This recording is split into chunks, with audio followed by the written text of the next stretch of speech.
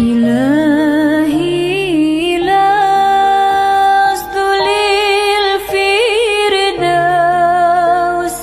أهلا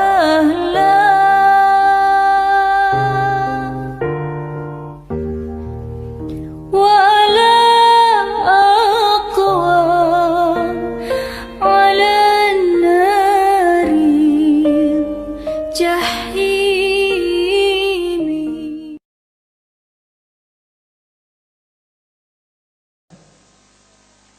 Saya jalan di antara anak-anak muda nih.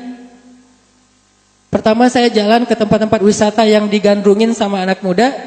Saya ngelihat dengan rasa yang sangat sedih pas saya lihat banyak anak muda di sana yang bermalam di tenda-tenda di sebuah tempat-tempat yang terpencil di hutan dan segala macam, berdua-duaan laki-laki dan perempuan.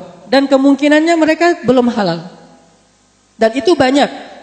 Bahkan di beberapa kampus ketika disurvei, ternyata isi dari tong sampah di dalam kampus-kampus tertentu di Bandung yang paling banyak itu adalah alat yang biasanya dipakai untuk hal-hal yang kita tidak bayangkan.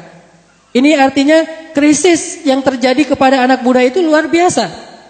Mereka menjadi target dari narkoba, menjadi target dari seks bebas, menjadi target dari pornografi, dan yang lebih bahaya lagi menjadi target dari aliran-aliran sesat. Apakah itu Syiah, Ahmadiyah, bahkan dari dulu juga udah menjadi target dari sekuler liberal. Dan itu semuanya pasarnya adalah anak muda. Dan kalau kita melihat jumlah para sahabat yang pertama-tama masuk Islam, rata-rata anak muda, usia di bawah 30 tahun. Hanya beberapa orang saja yang usianya di bawah 40 tahun, tapi rata-rata di bawah 30 tahun. Sehingga kalau kita bicara tentang dakwah, maka sebetulnya kita bicara tentang anak muda. Kita bicara tentang kebangkitan, kita bicara tentang anak muda. Kita bicara tentang kehancuran pun, kita bicara tentang anak muda. Itulah yang memotivasi saya untuk buat sebuah gerakan anak muda yang segmennya langsung kepada street culture, mempelajari tentang dunia anak muda jalan, masuk ke komunitas-komunitas. Alhamdulillah dari situ sekarang kita bisa bersilaturahim, banyak berinteraksi dengan teman-teman dari geng motor, dari anak-anak tarung. Mungkin teman-teman ngelihat di Instagram saya ngeposting BFC, Bandung Fighting Club. Itu petarung-petarung di Bandung, Jawa Barat, dan sebagian mereka masih bekerja sebagai penjaga security-nya beer house. Mereka masih jagain beer house, klub-klub malam gitu, tempat clubbing. Dan walaupun demikian, alhamdulillah sebagian besar mereka sudah hijrah. Di sana ada ketuanya, alhamdulillah. Teman saya, teman istri saya juga namanya Edwin. Beliau juga seorang petarung yang berdakwah kepada anak-anak yang benar-benar preman luar biasa. Yang dulunya mungkin debt collector, preman, orang-orang yang main di narkoba, dunia malam, jadi pembunuh bayaran. Alhamdulillah mereka sebagian besarnya sudah hijrah.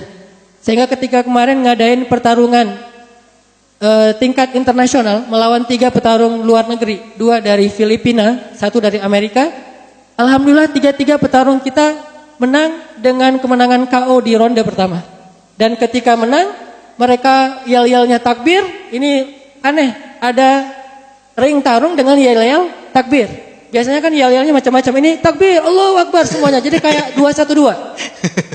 Jadi ini ring 212. Takbir, kemudian bendera di samping ring itu ada bendera Palestina, kemudian ada kalimat hentikan kejahatan kemanusiaan untuk Rohingya, untuk Aleppo dan seterusnya. Jadi kampanye tentang nasib kaum muslimin di atas ring anak muda. Masya Allah. Dan begitu menang, mereka mengibarkan 2 bendera, bendera Indonesia dan bendera Palestina. Allahu Akbar. Ini pertama saya lihat ada ring yang mengibarkan 2 bendera, bendera Indonesia dan bendera Palestina, dan dia mencium 2 bendera itu kemudian bersyukur pada Allah. Sehingga ketika mereka tarung saya nonton la haula wala quwata illa billah, la haula wala quwata illa billah, karena saya nggak rela orang Indonesia dikalahin sama Amerika. Begitu ronde pertama Amerikanya KO, bahkan yang dari Filipina maaf sampai patah tangannya dikunci dan dia nggak nyerah-nyerah, akhirnya patah. Mudah-mudahan udah sembuh. Intinya di situ kita melihat bahwa anak muda itu punya peluang besar untuk pergerakan, untuk kebangkitan Islam. Hanya masalahnya dakwah ini belum sampai kepada mereka. dakwah ini masih terkungkung di dalam masjid. Sehingga kalau kita berdakwah hanya di dalam masjid, insya Allah yang datang adalah orang-orang yang udah soleh. Sedangkan kita masih butuh jumlah lebih banyak dari kaum muslimin di Indonesia yang mayoritasnya sekarang berada di luar masjid, di komunitas-komunitas, di jalan-jalan, di tempat-tempat tongkrongan mereka. Sehingga mulailah saya mencoba mengubah cara saya berdakwah. Kemudian juga saya coba mulai main dengan mereka. Tadi disampaikan hobi saya skateboard, bukan hobi, cuma senang nemenin mereka main skateboard. Dan saya bukan pemain skateboard yang pro, cuman kalau sekarang saya lebih banyak dan senang mainnya di laut, surfing. Jadi bahkan ketika saya main di laut di sana itu ada namanya Batu Karas dan itu laut untuk surfing, ombaknya besar-besar, laut selatan. Ketika siangnya saya surfing, alhamdulillah gara-gara ngelihat saya surfing, akhirnya beberapa surfer pro tingkat internasional yang pernah juara di Australia di beberapa tempat, malamnya kita ikut kegiatan taklim dan ditutup dengan qiyamul lail. Jadi surfer ikut qiyamul lail ini unik.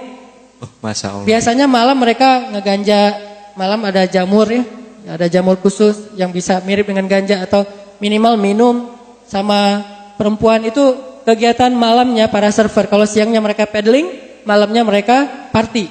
Sekarang siangnya paddling, malamnya mereka taklim dan ditutup dengan tahajud atau qiyamul lail. Ini ketika masuk ke dunia mereka. Walaupun saya nggak jago dalam surfing, tapi mau main aja. Main di ombak, kegulung diketawain, terus cari lagi ombak, terus main dengan anak skateboard, duduk di antara anak-anak musik. Bahkan alhamdulillah pilot project kita di Pemuda Hijrah itu adalah melakukan kegiatan Briges berzikir.